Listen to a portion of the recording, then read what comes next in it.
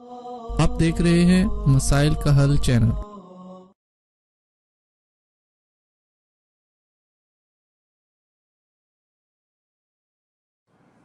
बिस्मिल्लाहिर्रहमानिर्रहीम। अल्हम्दुलिल्लाहिल्लज़ी अअज़्ज़ना बिल-इस्लाम व अकरमना बिल-क़ुरआन वस्सलातु वस्सलामु अला खैरिल अनाम व मन तबिअहुम बिइहसानिन इला यौमिल हश्र वल मीज़ान। मोहतरम नाज़रीन, आज हम तीसरे पारे का खुलासा और तशरीह आपकी खिदमत में पेश करने जा रहे हैं। तीसरे पारे के आगाज़ में अल्लाह रब्बुल इज़्ज़त फरमाते हैं, तिलकर रुसुल फ़द्दलना बअदहुम अला बअद। ये अम्बिया के दरमियान में जो फजीलत है ये उनकी किसी कमी की वजह से नहीं, बल्कि उनके मनसब और ज़िम्मेदारी में फ़र्क और अहमियत के पेश नज़र है। दूसरे नंबर पर इस पारे में दो आयतें हैं, एक आयतुल कुर्सी और दूसरी आयतुल दैन।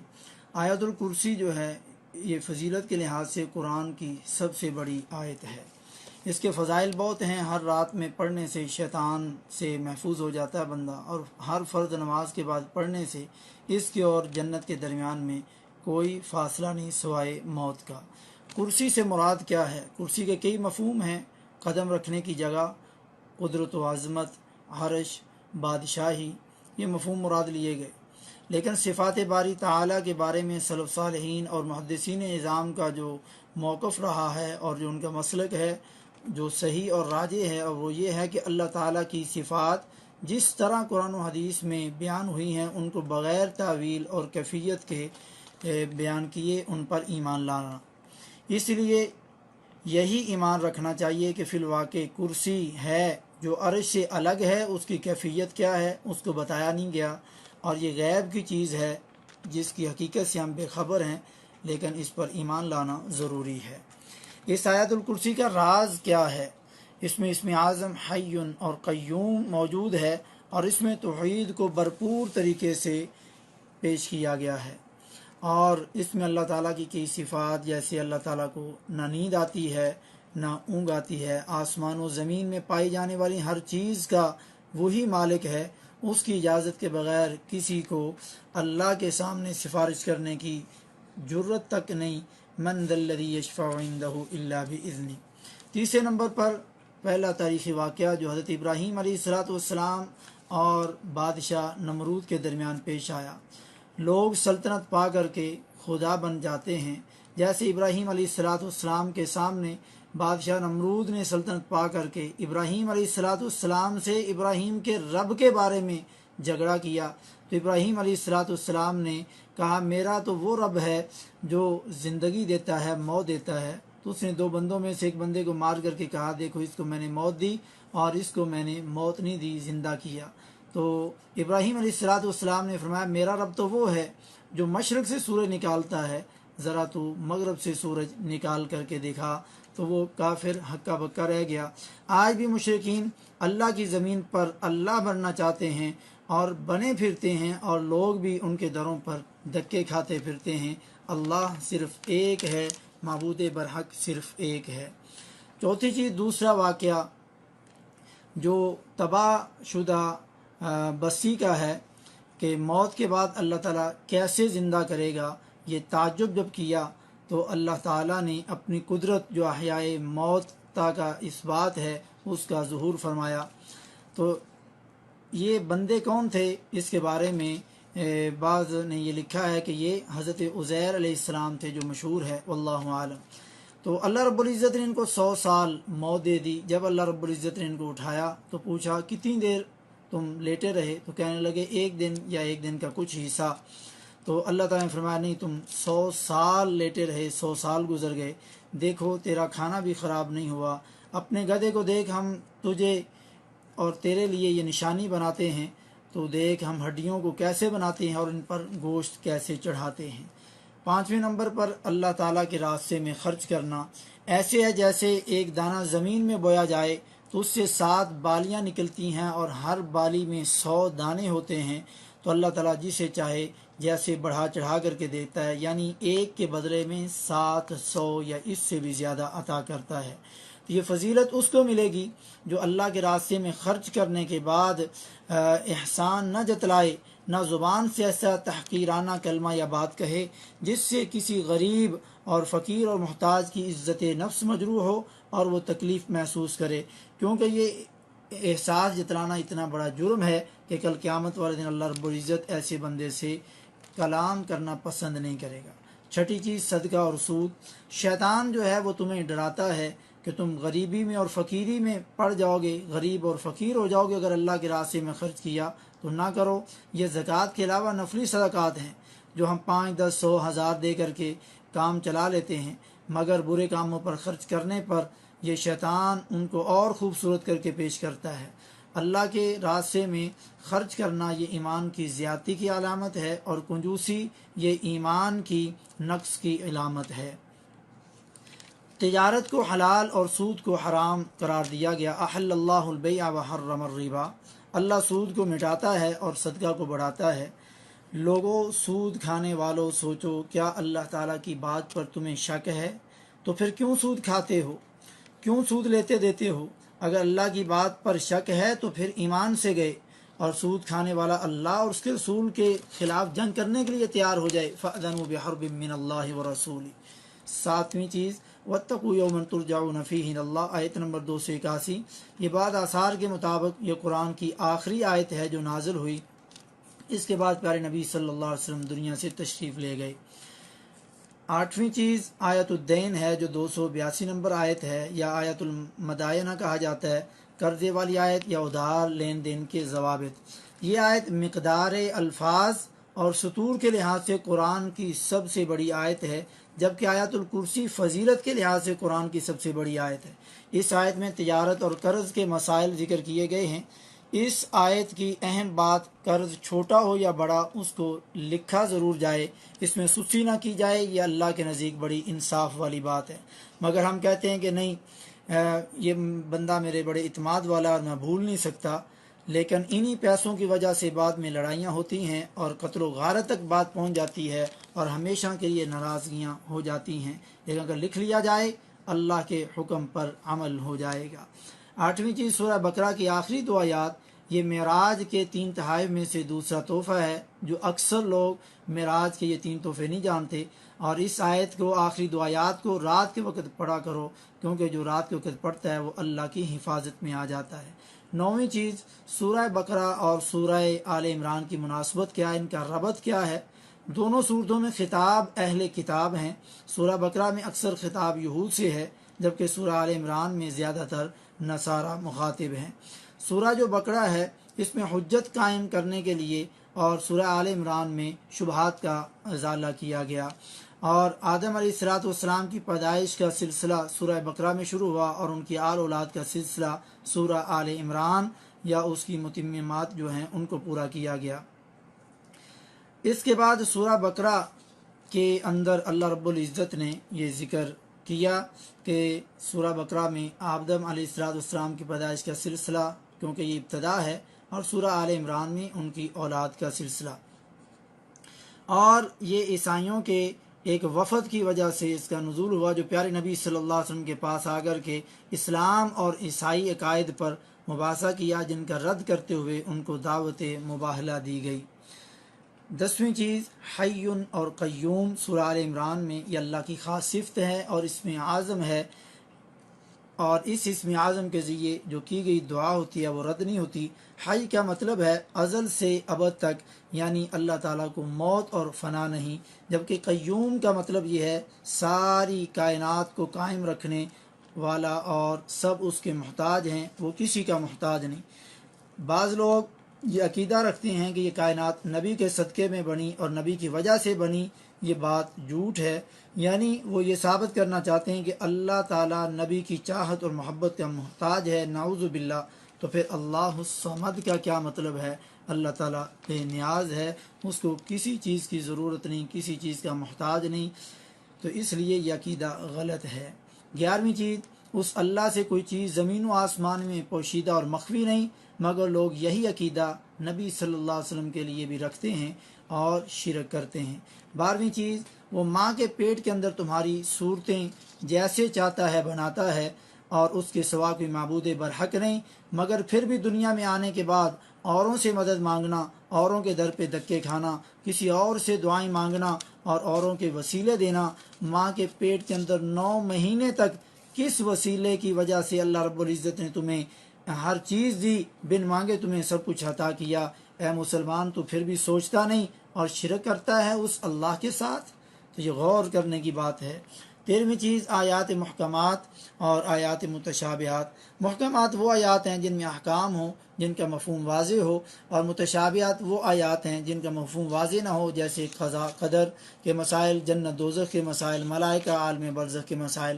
اس کے اندر لوگوں کا امتحان ہے، جن کے دلوں میں پرابلم ہے، کجی ہے، وہ انہیں متشابہ چیزوں کے پیچھے پڑے رہتے ہیں اور ان کے ذریعے فتنے برپا کرتے ہیں۔ جیسے عیسیٰ علیہ السلام کو اللہ کا بندہ اور نبی کہا قرآن نے، یہ واضح بات ہے مگر مانتے نہیں۔ لیکن دوسری جگہ پر اللہ نے عیسیٰ کو روح اللہ کہا اور کلمت اللہ کہا تو اس کے پیچھے پڑ کر کے غلط عقائد اور گمراہ کن عقائد پر استدلال کرتے ہیں۔ ایک مومن بندہ اور صحیح العقیدہ بندہ محکمات پر عمل کرتا ہے اور متشابہات کے مفہوم کو بھی محکمات کی روشنی میں سمجھنے کی کوشش کرتا ہے، کیونکہ قرآن نے انہی کو اصل کتاب قرار دیا جس سے وہ فتنے سے بھی محفوظ رہتا ہے اور عقائد کی گمراہی میں بھی۔ 14ویں چیز مرغوب چیزوں کی محبت لوگوں کے لیے مزین کر دی گئی، جیسے عورتیں، اولاد، سونے چاندی کے خزانے، گھوڑے، چوپائے اور کھیتی باڑی، یہ سب عارضی چیزیں ہیں۔ اور مردوں کے لیے اس امت کا سب سے بڑا جو فتنہ ہے وہ عورتوں کو قرار دیا گیا، جیسا کہ صحیح بخاری کی روایت میں ہے، اللہ ہم سب کو ان کے فتنے سے بچائے اور اپنی رضا اور اپنی محبت کا مزہ چکھائے۔ 15ویں چیز جنگ بدر، جس میں 313 یا تعداد کچھ کم یا زیادہ تھی، ان لوگوں نے 1000 کافروں کو شکست دی اور ابو جہل 2 چھوٹے بچوں سے مارا گیا، پھر ابن مسعود رضی اللہ تعالیٰ عنہ نے اس کی گردن تن سے جدا کی۔ 16ویں چیز خوف خدا کرنے والوں کے انعامات، جو صبر کرتے ہیں، سچ بولتے ہیں، فرما برداری کرتے ہیں، تہجد میں معافیاں مانگتے ہیں، تو ان کے انعامات کیا ہیں؟ جنتیں جن کے نیچے نہریں بہہ رہی ہیں۔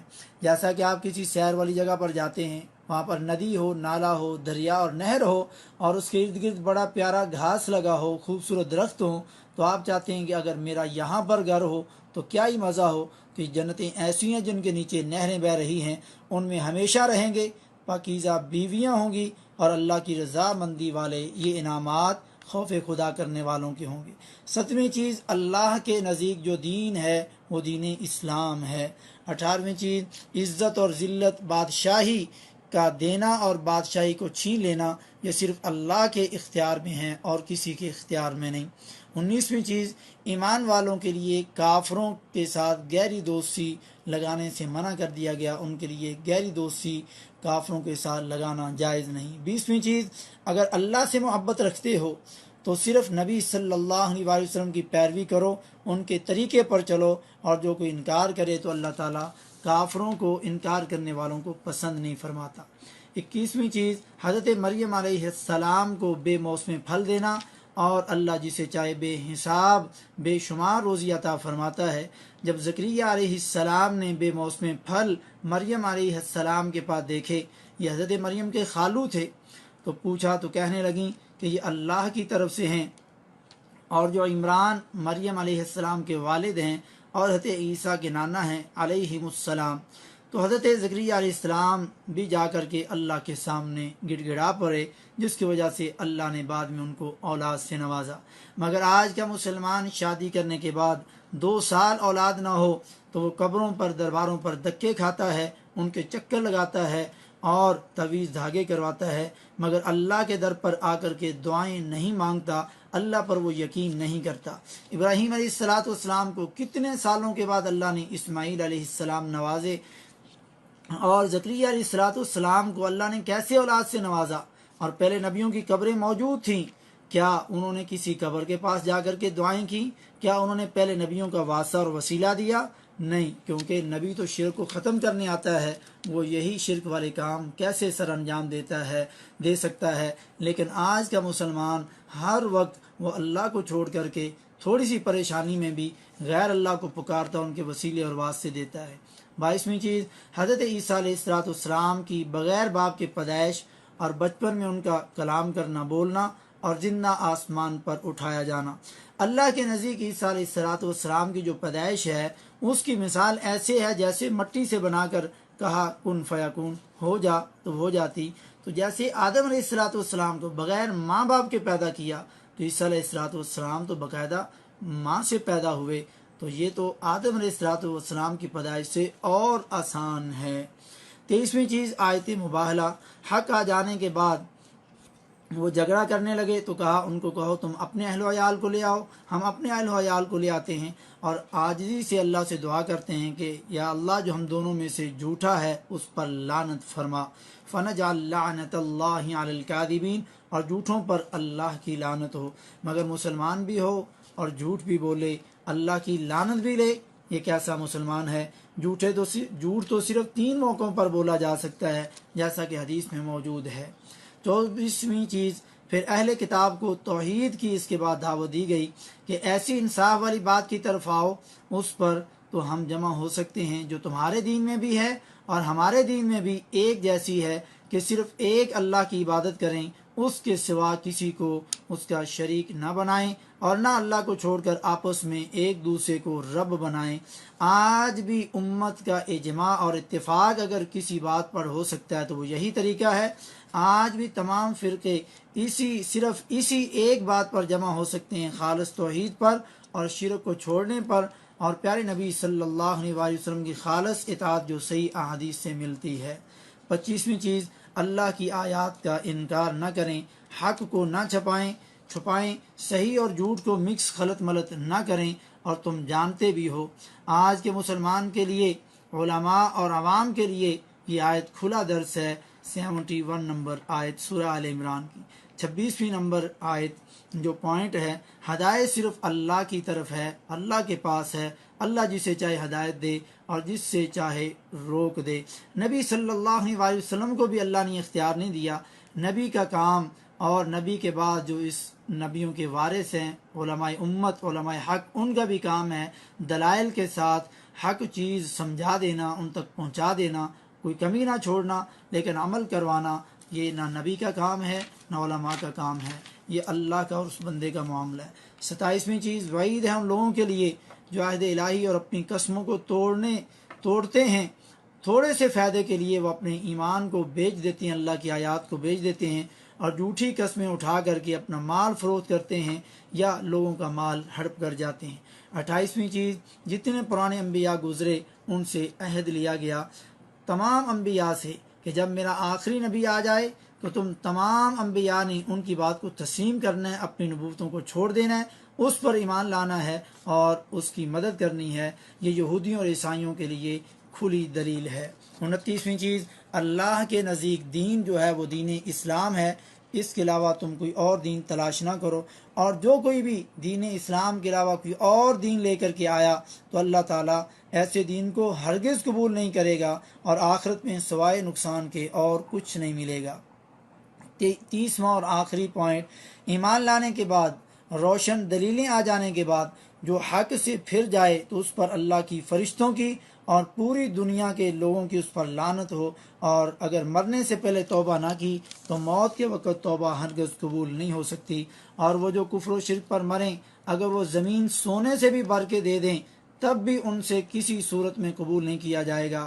اور قیامت کے دن اللہ ایک جہنمی سے کہے گا، فرمائے گا کہ تیرے پاس اگر دنیا کا سامان ہو، بہت زیادہ ہو، تو کیا عذاب کے بدلے میں اسے دینا پسند کرو گے کہ تمہاری اس سے خلاصی ہو جائے؟ تو وہ کہے گا جی بالکل ضرور۔ تو اللہ تعالیٰ فرمائے گا میں نے تجھے دنیا میں کتنی آسان چیز کا مطالبہ تجھ سے کیا تھا کہ میرے ساتھ شرک نہ کرنا، مگر تو اس شرک سے باز نہ آیا، جیسا کہ مسند احمد وغیرہ کی حدیث کے اندر یہ موجود ہے۔ اور اسی شرک سے بچنا اور باقی تمام گناہوں کی معافی، یہ معراج کا تیسرا اور بہت بڑا تحفہ ہے۔ اگر اس کو لوگ سمجھ جائیں تو جنت ان کے لیے ضرور تیار کی جائے گی۔ ھذا ما عندی واللہ اعلم بالصواب۔